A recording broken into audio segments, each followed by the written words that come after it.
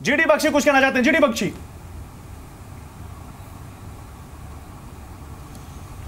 देखिए, ये पाकिस्तान की पॉलिसी रही है कि भारतवर्ष की ताकत को बैलेंस करने के लिए वो हमेशा इस क्षेत्र में एक्स्ट्रा रीजनल पावर्स को लाता रहा है। सबसे पहले वो सीएटो सेंटो का मेंबर बना, अमेरिकी फौजें वो यहाँ पे लाया, अमेरिका का एलाई बन गया, अमेरिका से खूब सारे हथियार वगैरह इन्होंने लिए। और फिर ये जो 1999 में जब अफगानिस्तान में प्रॉब्लम शुरू हुई तो इन्होंने अपनी टेरिटरी रेंट आउट कर दी सीआईए को, सऊदी अरेबिया को, कि वहां से वो मुजाहिदीन भेजे और एक पूरा एक टेररिस्ट जिहाद फैक्ट्री खड़ी कर दी गई जो है अपने एफ पाक रीजन के अंदर। वो जिहाद फैक्ट्री आज इनको महंगी पड़ रही है। वहां पे सांप पाल रहे हैं। दुनिया भर में जो कोई टेररिस्ट इंसिडेंट होता है वो आप पे ट्रेस बैक होता है। जब अमेरिका इनसे तंग आ गया, इनको इस्तेमाल करके अमेरिका ने फेंक दिया, जैसे कोई यूज कॉन्डम फेंका जाता है, तो उसके बाद अब ये चीन की गोदी में कूद गए हैं और ये चीन को अपनी टेरिटरी रेंट आउट कर रहे हैं। अच्छा, ये जो सीईपीसी मैं एक मिनट रुकना चाहूंगा जीडी बख्शी साहब।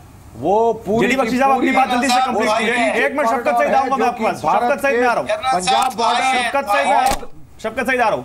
जीडी बख्शी आप जल्दी से अपनी बात कंप्लीट कीजिए जो भारत के व्यूअर्स स्पीक का टाइम हो गया। राजस्थान बॉर्डर पे क्यों लूप आ रहे हैं उसके? चलो मैं जवाब लूंगा इस बात का, लेकिन टाइम ऑफ व्यूअर्स स्पीक का हो गया है। हमने अपने व्यूअर्स को एक मंच दिया है उनकी आवाज बुलंद करने का, उनके सवाल पूछने का। और देखिए, जी बिजनेस के पास बहुत सारे वीडियोस आए हैं। व्यूअर्स स्पीक जो हमारा एक स्पेशल सेगमेंट हम शुरू कर रहे हैं अपने इस प्रोग्राम में, जिसमें अपने दर्शकों की आवाज को मंच देते हैं और उनसे एक वीडियो उनसे मांगते हैं। वेल्फी 30 सेकंड का वीडियो हमें भेजिए। और हमारे पास आज कई वीडियो इस मुद्दे पर आए हैं, लेकिन हमने एक वीडियो चुना है और वो है मुंबई के दिनेश हिरेन का। उन्होंने अपनी राय भी दी है, अपनी भावना भी जाहिर की और अपना सवाल भी पूछा है। देखते हैं हमारा व्यूअर क्या कह रहा है और क्या सवाल पूछ रहा है। उसके बाद मैं आप सभी पैनलिस्ट के पास आता हूं।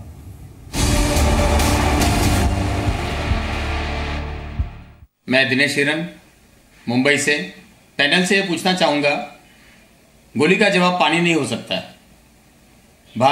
भारत एक संस्कृति प्रधान देश है।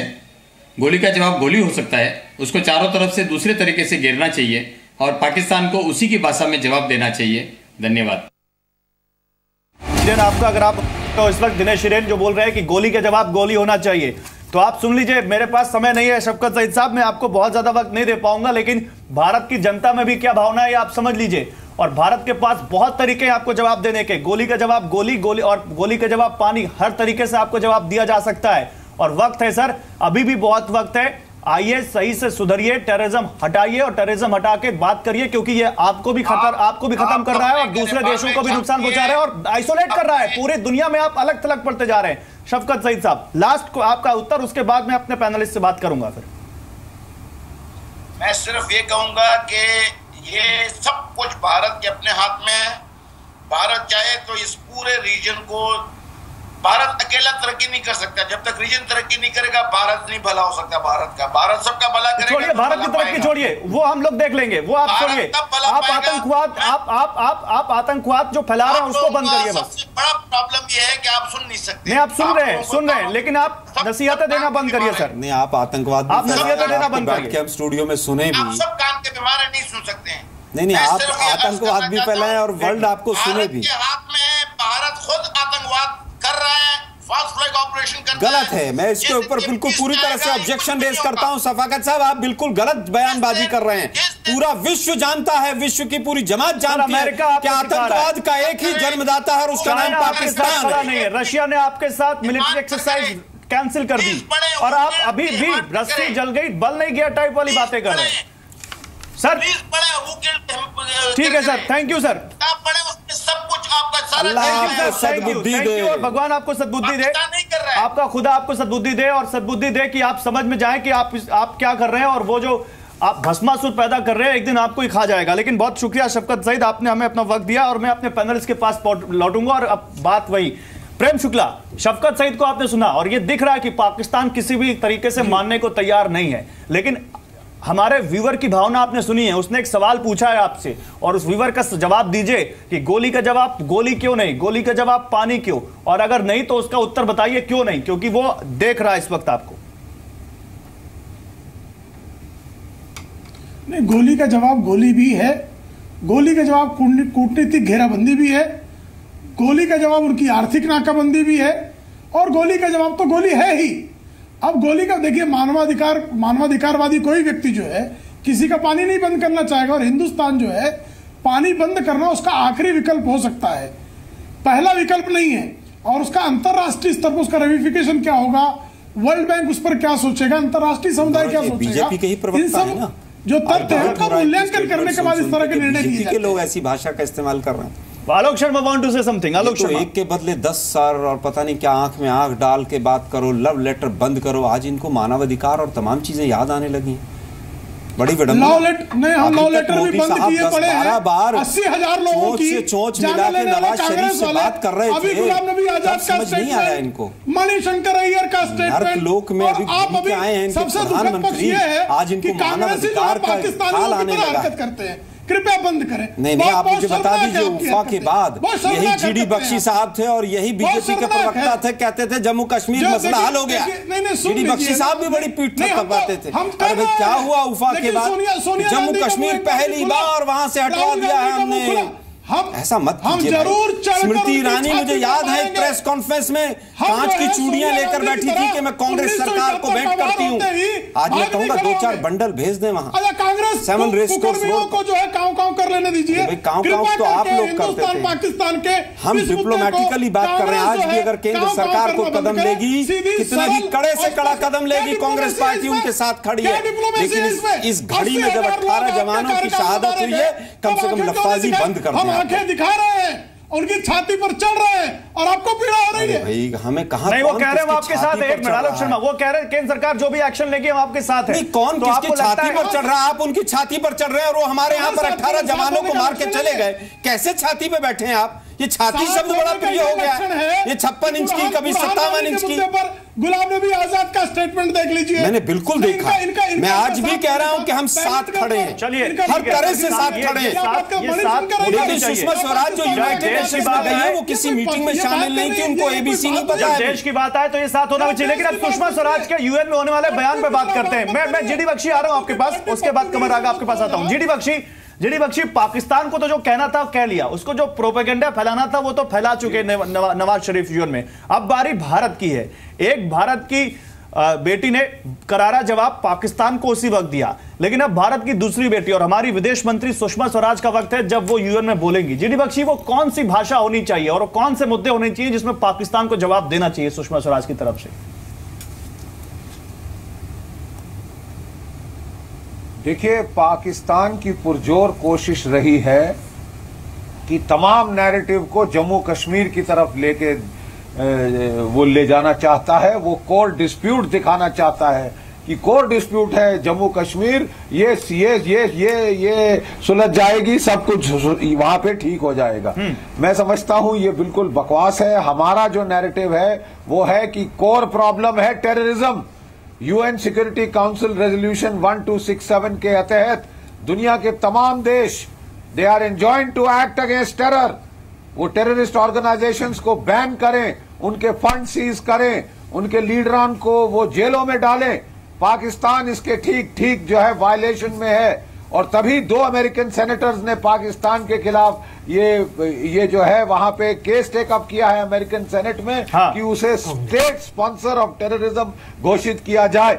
दुनिया में जहां टेररिज्म का इंसिडेंट होता है वो पाकिस्तान को ट्रेस बैक होता है। चाहे मैनहाटन में बम फटे, वो बंदा पता चलता है कि क्वेटा में 1.5 साल लगा के आया है और वहीं लेके आया, वहां सीखा है उसने प्रेशर कुकर में बम बनाने। क्यों अफगानिस्तान परेशान है, क्यों बांग्लादेश परेशान है, क्यों हिंदुस्तान परेशान है, ईरान क्यों परेशान है?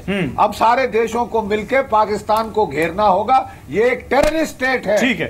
ठीक है, मैं आलोक शर्मा आपके पास आता हूं, लेकिन कमर आगा उससे पहले आपके पास। कमर आगा आपसे भी यही सवाल, किस भाषा में और वो कौन सी बात होनी चाहिए, कौन सी भाषा होनी चाहिए जब पाकिस्तान को जवाब देना चाहिए, क्योंकि मौका अब भारत के पास है। नोटिस पे डाल देना चाहिए। देखिए, भारत जो है ये ग्लोबल पावर है।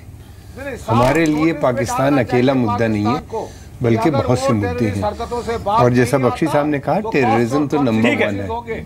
बख्शी सर आ रहा हूं मैं आपके पास। ओके आ रहा हूं, खबर आगा। भारत एक बड़ी ताकत है दुनिया की और उसका एक रिस्पॉन्सिबल रोल है ग्लोबल पॉलिटिक्स में, इकोनॉमिक एंड पॉलिटिकल दोनों स्फीयर में, या डिप्लोमेटिक जो भी कह ले। हमारा जो स्पीच होती है वो बैलेंस स्पीच होती है। ये सही है कि पिछले काफी समय से पाकिस्तान तो सारी हदों को पार कर चुका है। नहीं, उसमें काफी इंपॉर्टेंट मुद्दा जो है वो टेररिज्म का, जैसा बख्शी साहब ने कहा, वो उसी तरह बना हुआ है। टेररिज्म में भी बहुत सी चीजें हैं जिसके ऊपर बातचीत होगी।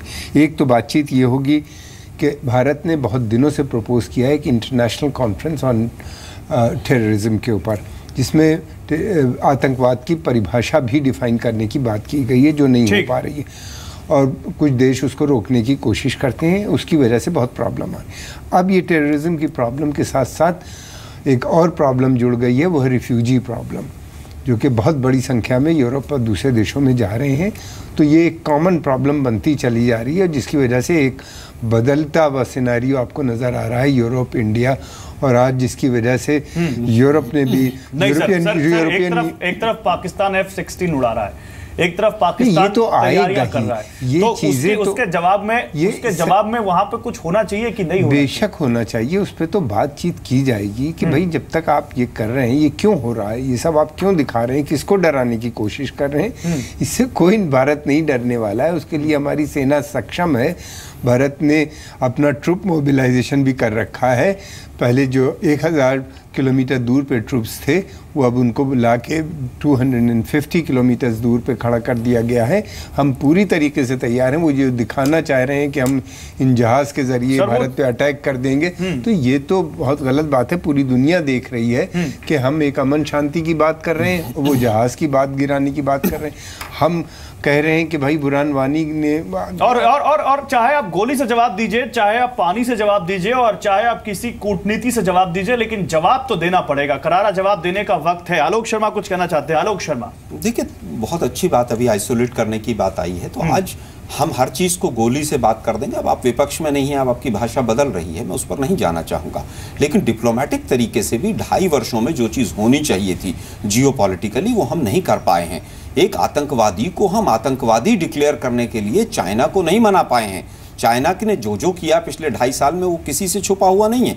रशिया जो पाकिस्तान से हमेशा दूर रहता था, आज रशिया जॉइंट मिलिट्री ऑपरेशन कर रहा है पाकिस्तान के साथ। ये हमारा बहुत ही कूटनीतिक, बहुत बड़ी सफलता। किया उसने लास्ट नहीं, लेकिन कब किया कैंसिल? जब भारत ने कैंसिल करना बहुत छोटी बात है। हाँ। रशिया का उसके साथ जाकर मिलिट्री ऑपरेशन में साथ करना, ये बहुत बड़ी बात है। हाँ। दूसरी चीज, आप कहने सब आइसोलेट कर दिया। आपने कौन सी संधि पाकिस्तान और अमेरिका के बीच की तोड़वा दी? आपने कौन सी संधि चाइना और पाकिस्तान के बीच की तोड़वा दी?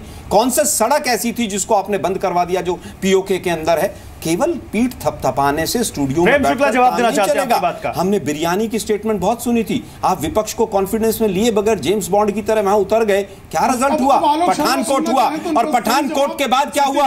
ISI के लोग पठानकोट में आपने बुला लिए कि यहां पर आकर इंक्वायरी कर लीजिए। यही राष्ट्रभक्ति है आपकी? यही देशभक्ति है आपकी? जवाब दीजिए आज देश को। हो गया तो सुन लीजिए। अब इन्होंने एक मुद्दा उठाया, रशिया और पाकिस्तान के साथ ज्वाइंट जो है उनका युद्धाभ्यास का। ये सिग्नेचर कब हुआ? डॉक्टर मनमोहन सिंह के कार्यकाल में हुआ, ये भूल गए ये। दूसरा इन्होंने मुद्दा उठाया, गलत कह रहे हैं आप, सिग्नेचर नहीं हुआ। इस तरह के ज्वाइंट ऑपरेशन 5-5 साल पहले सिग्नेचर नहीं होते। पहली बार, अरे आप थोड़ा सा तारीख को देख लीजिए।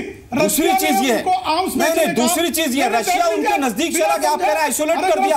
मान लेता हूं आपकी बात कि हमारे समय में साइन हुआ, आपने कैंसिल क्यों नहीं करवा दिया? चलिए मान लेता हूं, आपने कैंसिल क्यों नहीं करवा दिया? केवल आप टीवी चैनल्स पर आकर जो मर्जी बोल के चले जाते हैं। 11 के बाद अधिकारियों के मुंह से निकलवा देते, कुछ भी संधियां तोड़ दीजिए, तोड़िए ना संधि। जिस तरह की हरकतें कर रहे थे, तब आप सत्ताधारी दल के प्रवक्ता हैं, जो बोले आप सोच समझ के बोलिए।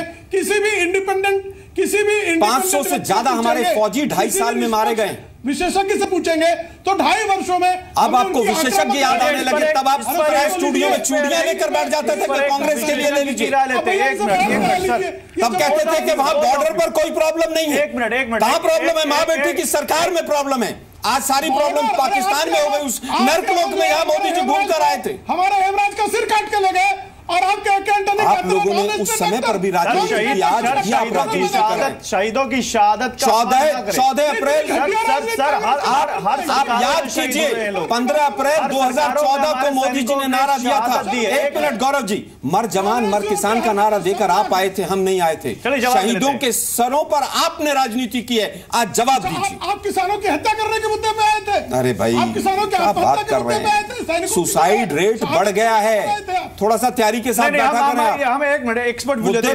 एक्सपर्ट भी लेते हैं, मुद्दे से ना भटके। आलोक शर्मा, प्रेम शुक्ला, मुद्दे से ना भटके हम प्लीज। हेमराज के एक मिनट सर, ये इस मुद्दे पर बहुत बहस हुई है सर। नहीं, प्रेम शुक्ला उस मुद्दे पर नहीं जाएंगे।